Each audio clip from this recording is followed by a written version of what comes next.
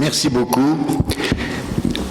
Je vais d'abord commencer à donner la parole au professeur Jean-Baptiste Rico de Poitiers, qui va nous faire une conférence sur l'intelligence artificielle appliquée à la médecine. Jean-Baptiste Rico est très connu de l'Académie de chirurgie, dont il est membre titulaire. Il est également membre correspondant de l'Académie de médecine. Il est chef de service au Centre hospitalier universitaire de Poitiers et directeur de recherche dans cette institution. Jean-Baptiste, je te passe la parole. Donc, je n'ai pas de conflit d'intérêt à déclarer. C'est bon. Beaucoup d'entre nous ont découvert en fait l'intelligence artificielle en 2007 lors d'une conférence de Steve Jobs. An iPod, a phone. Are you getting it? These are not three separate devices. This is one device.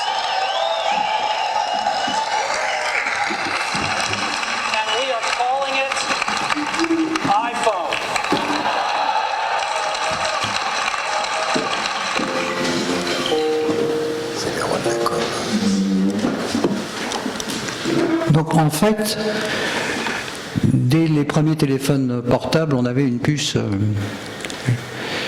spécialisée dans l'intelligence artificielle que le constructeur avait omis de décrire. Et l'intelligence artificielle, on s'en sert tous les jours dans la vie quotidienne. Quand vous commandez un taxi sur Uber, eh bien vous faites appel à un système de traitement de langage naturel avec des algorithmes et des capteurs dans les zones urbaines, y compris pour la détection des collisions, des algorithmes d'apprentissage automatique qui prédisent l'offre, la demande et donc le coût de la course. Alors l'intelligence artificielle a pour la première fois été décrite en 1936 par Turing, qui avait décrit son test avec 3 individus dont une machine. L'évaluateur, un humain, donc entre en relation avec 2 personnes, ne sachant pas qui est la machine et qui est l'humain. Et s'il ne peut pas déterminer qui est la machine et qui est l'humain, eh bien on dira que la machine est intelligente. Alors une définition plus récente de l'intelligence artificielle a été faite par Yann LeCun, qui est un lauréat du prix Turing et qui est un chercheur français qui a travaillé au MIT et maintenant à New York. L'intelligence artificielle est un ensemble de techniques qui permet à des machines d'accomplir des tâches et de résoudre des problèmes normalement réservés aux humains ou à certains animaux. Mais tout de suite après, Yann LeCun ajoute que l'intelligence artificielle a moins de sens commun qu'un rat. Et cette réflexion est très importante car elle montre toute la différence qu'il existe entre l'intelligence artificielle faible et l'intelligence artificielle généralisée qui n'existe pas encore. Alors, néanmoins, les chercheurs ont progressé et sont allés plus loin avec des algorithmes d'apprentissage profond, des algorithmes en fait qui apprennent par eux-mêmes sans qu'on leur demande, sans qu'on leur donne une programmation particulière. Ils gèrent eux-mêmes leur apprentissage et les progrès.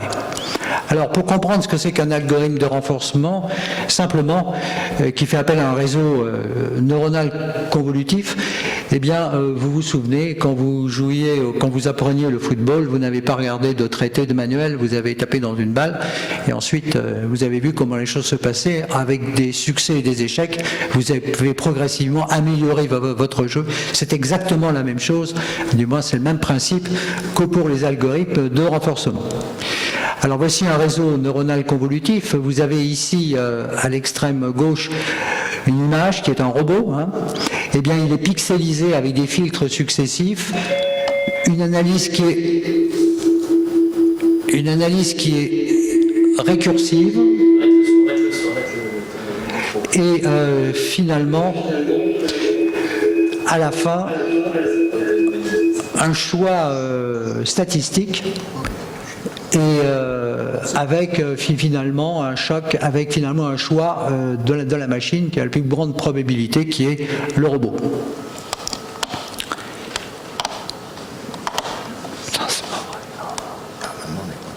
Ah non, c'est pas possible. Avec la flèche. Non, attendez. Alors, voilà ce que ça donne, si vous voulez, dans l'application. Alors évidemment, il y a beaucoup d'applications qui sont commerciales, industrielles, dans la vie de tous les jours, qui sont loin de la médecine. Mais très vite, on arrive à une application extrêmement importante qui, grâce au réseau convolutif, traite de l'image et de l'interprétation de l'image. Quand un enfant regarde un chat, il ne faut pas avoir 3000 chats pour savoir ce que c'est un chat. Pour une machine, c'est différent. Il faut qu'il ait analysé beaucoup de chats avant de reconnaître un chat qui marche, un chat qui court, un chat qui saute. Et donc, pour arriver à ce résultat, on a un traitement de réseau convolutif avec une pixelisation et une analyse récursive.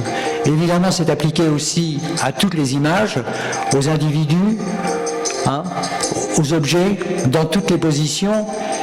Et c'est particulièrement intéressant et important car reconnaître un individu statique et un individu qui bouge est complètement différent pour une machine. Là, vous avez une personne, mais là aussi, vous avez une personne. Et ça, c'est une analyse faite en direct et vous voyez qu'une reconnaissance parfaite de tous les éléments grâce à ces réseaux convolutifs. Alors, si vous voulez, le présentateur va filmer la scène et vous voyez qu'effectivement, il y a une reconnaissance de ces personnes, quelle que soit leur situation. Alors, il y a un risque éthique à ces progrès que vous avez vu dans Cambridge Analytica et Facebook.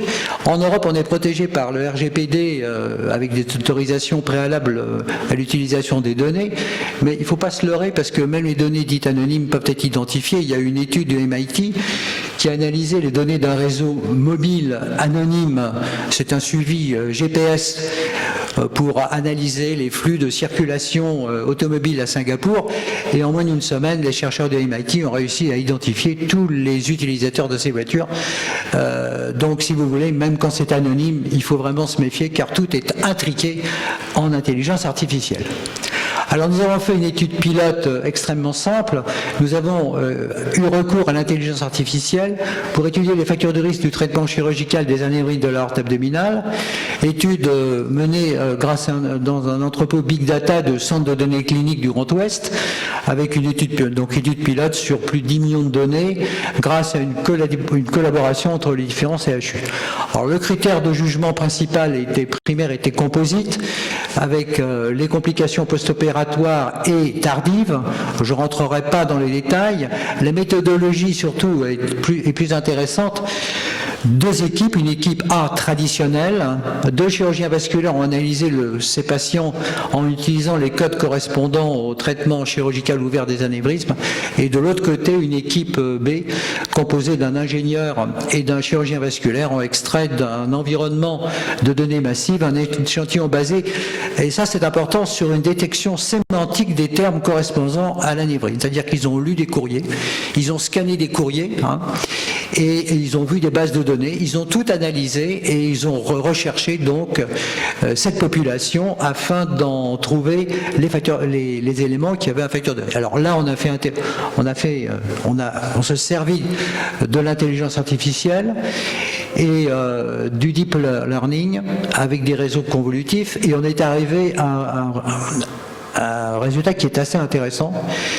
Alors important, si vous participez à ces études avec un ingénieur, vous ne verrez pas tout le détail, parce qu'on n'est pas des informaticiens.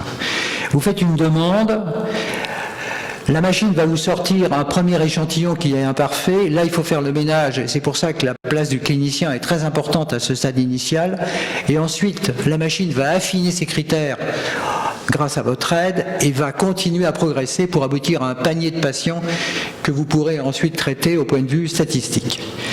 Alors, la méthode traditionnelle dans cette étude a retrouvé 6 prédicteurs pour les complications précoces et tardives. Je ne vous les citerai pas, si vous voulez, c'est assez connu. Et le programme, l'intelligence artificielle, a identifié 5 des 6 prédicteurs. Le niveau de clampage aortique n'a pas pu être analysé par le réseau neuronal. Il n'est pas apparu significatif. Il avait été retrouvé, mais pas apparu comme significatif, et il est juste à la limite de la signification, de la significativité dans l'étude classique. Néanmoins, les résultats sont quand même très proches. Et le temps passé en heures du côté classique, ça a été de 362 heures, avec un coût approximatif de 150 000 €. En intelligence artificielle, 68 heures, donc beaucoup plus rapide, hein, et un coût total de 90 000 €, qui inclut aussi le prix du logiciel et du renouvellement de la mise à jour des logiciels.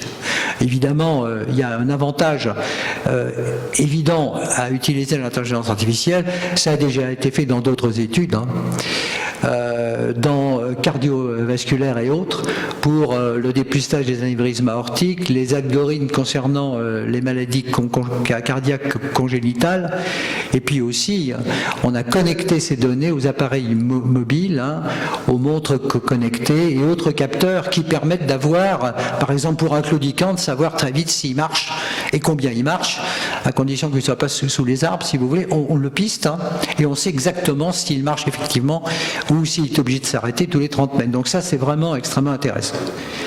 Alors le plus intéressant, c'est sans doute l'application au robot. Un robot a un capteur, un contrôleur qui est justement le système d'intelligence artificielle, un moteur qui aboutit à une action. Et ça, l'application en médecine, c'est extrêmement important. Alors évidemment, la première application des robots a été faite dans l'industrie, hein, pour des choses extrêmement simples comme des choses compliquées, avec si vous voulez, un résultat extrêmement intéressant dans la finesse, dans la reproductibilité des résultats, les voitures automatiques, hein, mais aussi des robots pour délivrer des informations, délivrer des messages, et aussi une robotisation de ces individus qui eux-mêmes peuvent accomplir des missions qu'on leur confie et aussi améliorer secondairement leur performance. Alors c'est très important, si vous voulez, car il faut avoir la perspective de ce que ça va donner. Voilà un robot qui a fait une erreur, hein. Bon, là, il ne fait pas d'erreur, il est content, mais il a compris qu'il ne pouvait pas sauter. Et voici un autre robot qui, après de multiples essais, a compris qu'il ne pouvait pas ouvrir la porte, mais que son collègue était peut-être, lui, plus à même de résoudre la solution. Là, ce robot ne va pas sauter directement parce qu'il va tomber. Il a compris, et lui, il sait ouvrir la porte, et non seulement il va ouvrir la porte, il a appris de lui-même, hein, avec des programmes qui au début ne comportaient pas d'ouvrir une porte. Il a vu ce qui se passait et là il fait entrer son collègue. Donc si vous voulez, toutes ces applications sont extrêmement intéressantes en matière de robotique. Alors on arrive en médecine aux jumeaux numériques. Tous les avions avant de voler, ont un jumeau numérique qui reproduit exactement ce qui va se passer en vrai, si je puis dire, avec tous les incidents qui peuvent se produire. Et on a fait la même chose en chirurgie vasculaire dans le développement des logiciels pour étudier la mise en place des endoprothèses aortiques. Alors ce que vous voyez là, ce n'est pas une image d'un anévrisme, hein. C'est un calcul. Chaque point est un pixel et chaque point est une analyse mathématique avec incorporant l'épaisseur de la paroi, la calcification, les données hémodynamiques, les angles, etc. Ce qui permet de faire, si vous voulez, une maquette, un jumeau numérique de l'endoprothèse qui sera la plus appropriée. Et on arrive à faire ça maintenant en une semaine. Et plus récemment, les résultats arrivent aux demandeurs en 1 à 2 heures. Alors la chirurgie robotique a aussi progressé, mais on est encore qu'au stade 3. Hein. Les robots existants aident, mais laissent le chirurgien regarder un flux vidéo et agir.